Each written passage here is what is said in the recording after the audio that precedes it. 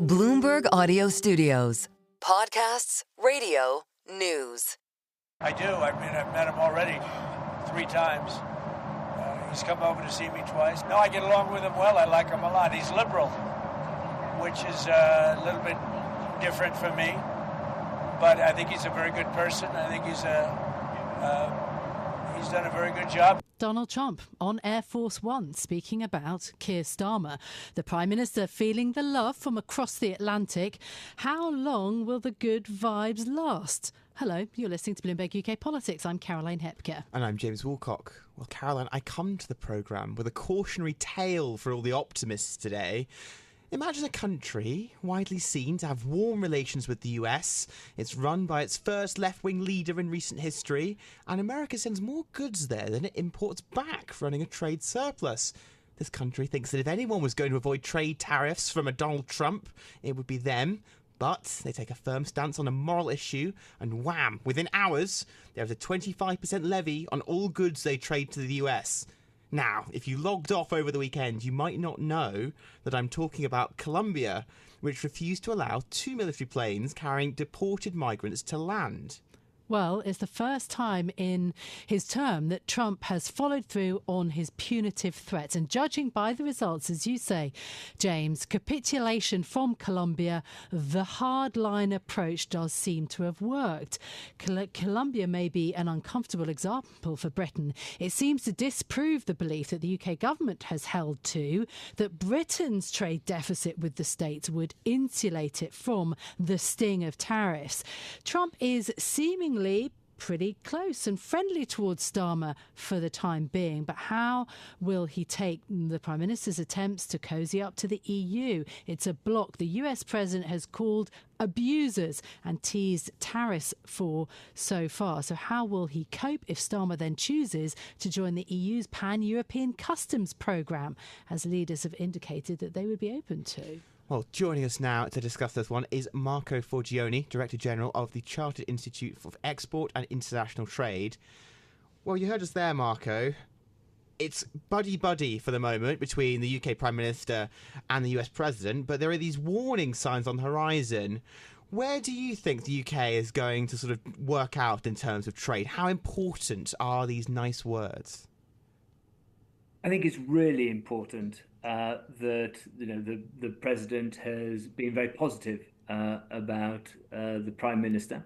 I think it sets a great tone for the ongoing conversations, and there's a clear commitment that the two will meet soon, either on the president's hopeful trip to the UK, or indeed the prime minister's trip to the US. So I think that the foundations are looking good, but as we've seen with the president in the last week or so, things can change very quickly.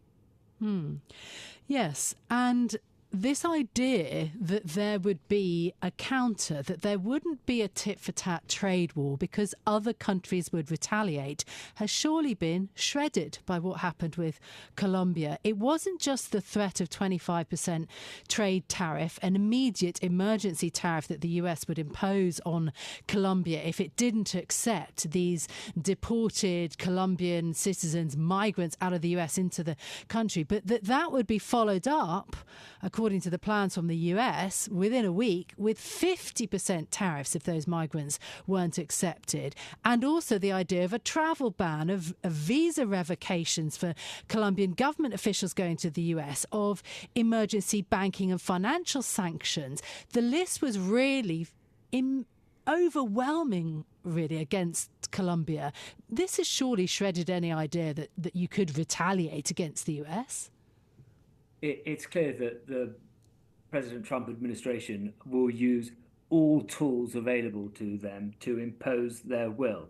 You know, it's not just what's happened with Colombia. We've seen the action with Mexico and also with Canada, the ongoing positioning with regards to Greenland. And I think the whole world actually is now holding its breath, waiting to see what actually is going to happen. Now, the President Trump, before his inauguration, did say that, from day one, tariffs would be imposed. Well, that hasn't happened. So I think this is part of a negotiation. And I'm hopeful that the UK is able to position itself as a key collaborator and key ally with the US. Whilst at the same time, we need to bear this in mind, at the same time, the UK needs to develop a much warmer trading relationship with the EU.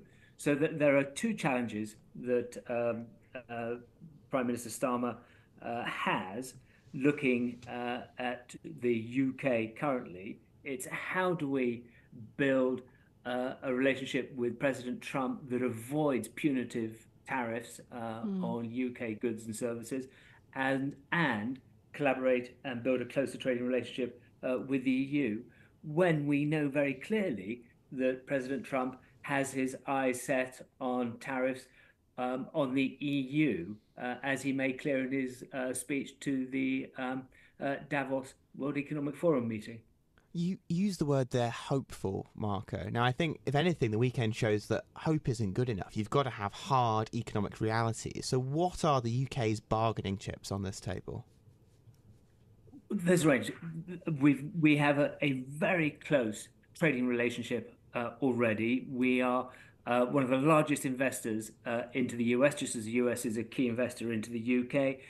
But over and above trade, we are also an essential partner on global defense partnerships with the US. So it is more than just trade. It is about that comprehensive collaboration and partnership that's been nurtured over decades, indeed centuries. So I think that there is a much stronger foundation for the UK to build on than possibly some of the other trading blocs and trading nations. But you're quite right, James, we can't take anything for granted.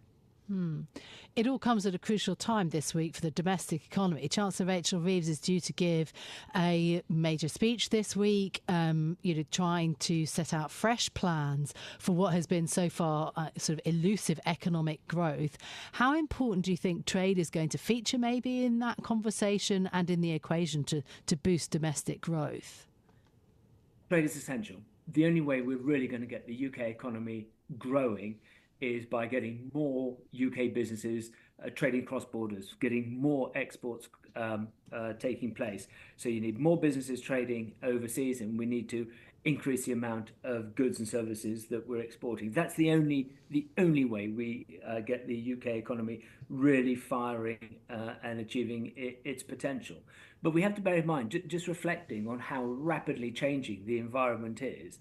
The news today with regards to the Chinese AI and the disruption that's wreaking on those large US tech companies and the implications for the US economy from that wasn't foreseen even 48 hours ago.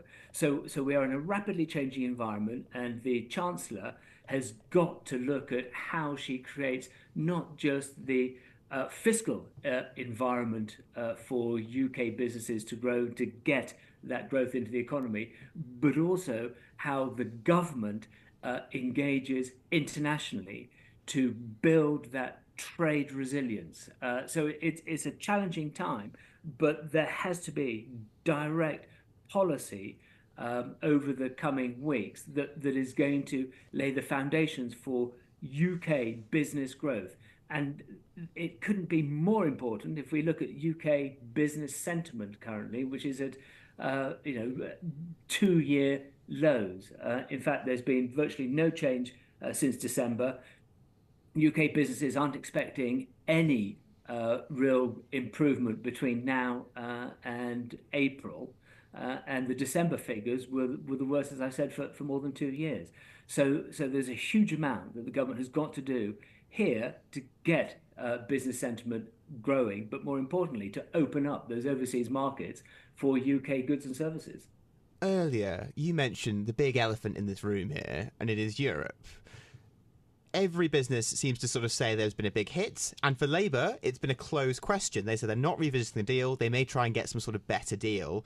With all this push towards growth, with all these sort of changes in growth plans, with this major speech coming on Wednesday, if this Labour government in this Parliament isn't looking to revisit the single market, would you say their plans for growth aren't serious, Marco?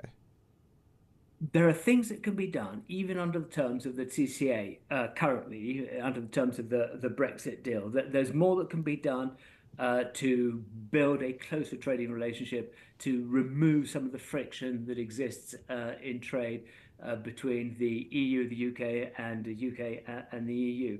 There was also, over the past week, the possibility of the UK considering aligning with the PEM Convention, the European Mediterranean trading group. So, I think that there's a lot that can be done without having to try and enter into a formal renegotiation of the TCA, which will take many, many months, if not years, and will be incredibly complex. So what we're looking for but just to be clear for a moment, that things that can be done and things can be improved is great, but is your view that we should be trying for that or not? Because everything can be improved within the bounds of the agreements. But just as your opinion as a sort of Director General of the Chartered Institute for Export and International Trade, would re-entering that kind of agreement be good for the UK and in the long run something a government should be trying to do or not?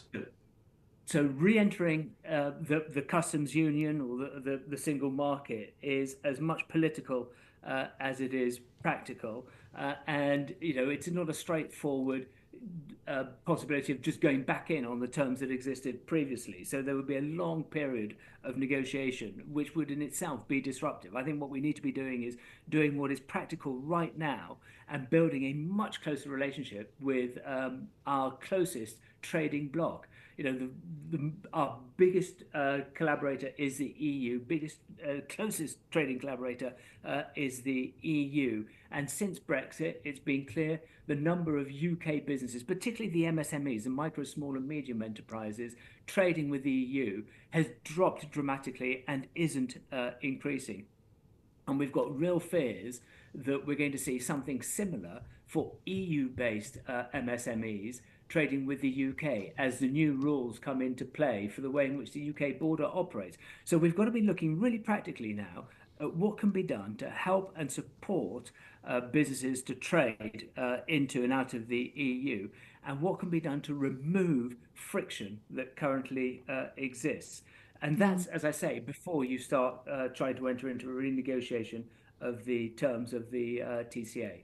OK, Marco, so trying to keep Britain's options open and build trade, both with Europe and the US.